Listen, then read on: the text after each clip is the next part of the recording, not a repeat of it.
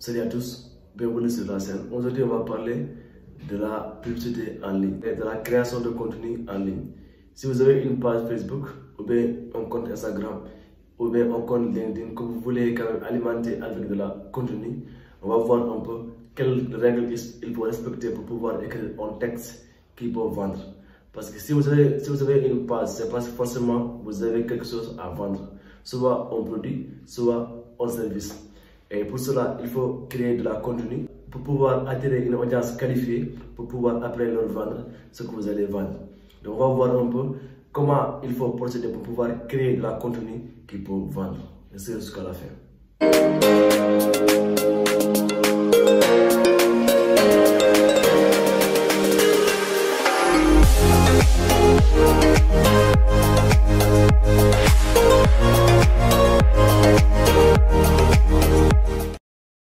La première chose à faire, c'est d'identifier votre cible. Il faut que, par rapport à ce que vous voulez vendre, si c'est un produit ou bien un service, il faut que vous identifiez concrètement quelle personne vous allez cibler. Il faut que votre cible soit bien identifiée et pointue. Donc ça, c'est la première chose à faire. Donc, identifiez exactement votre cible. Deuxièmement, c'est lorsque vous allez écrire un texte, il faut le titre là doit être accrochant, doit être attirant. Donc, la première chose que les personnes vont voir, c'est le titre. Le titre doit être attirant, doit être même choquant. Donc, travaillez concrètement le titre que vous allez donner à vos publications. Après cela, il faut travailler le premier paragraphe. Le premier paragraphe doit susciter des émotions. Soit la peur, soit la colère. Parce que ce sont les émotions qui poussent la personne à lire tout le contenu. Donc après avoir donné un titre qui est choquant, qui est attirant, il faut donner un paragraphe qui suscite un peu des émotions, qui pousse la personne à pouvoir s'intéresser à la suite. Donc ça c'est le titre et le premier paragraphe, c'est à 70%. C'est à 70% qui pousse des personnes à lire ou pas le reste de votre contenu. Donc, si le titre là n'est pas accrochant, n'est pas attirant, ou bien si le premier paragraphe ne suscite pas une émotion, soyez sûr que la personne ne va pas continuer à lire, ne va pas continuer à lire votre publication. Donc, travaillez votre titre, travaillez votre premier paragraphe. Après cela, donnez un contenu de qualité.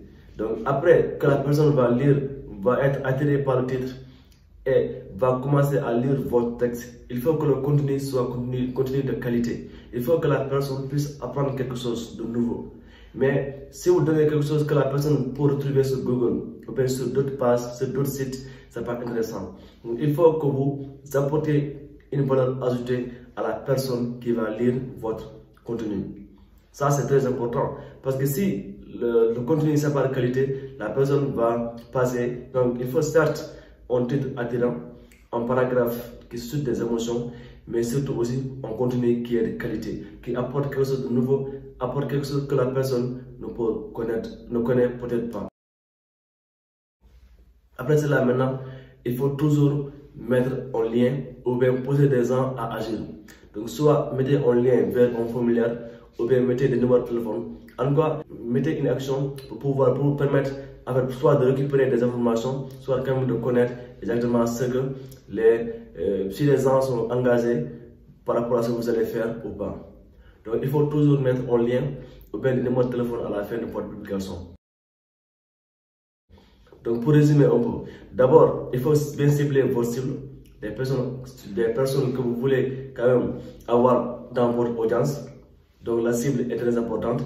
Deuxièmement, lorsque vous allez écrire le texte, mettez un titre attirant et parlant. Et troisièmement, mettez un paragraphe qui suscite un peu des émotions, qui pousse les personnes soit à la peur, soit à la colère. Et troisièmement, mettez un contenu de qualité. Et enfin, mettez un lien ou bien un numéro de téléphone pour pouvoir avoir des informations. Donc c'est ça qu'il faut respecter pour pouvoir quand même construire une audience. Construire une audience qui aujourd'hui va vous permettre dans le long terme de pouvoir les monétiser et pouvoir développer votre business. Merci à tous, on se voit demain pour une nouvelle vidéo.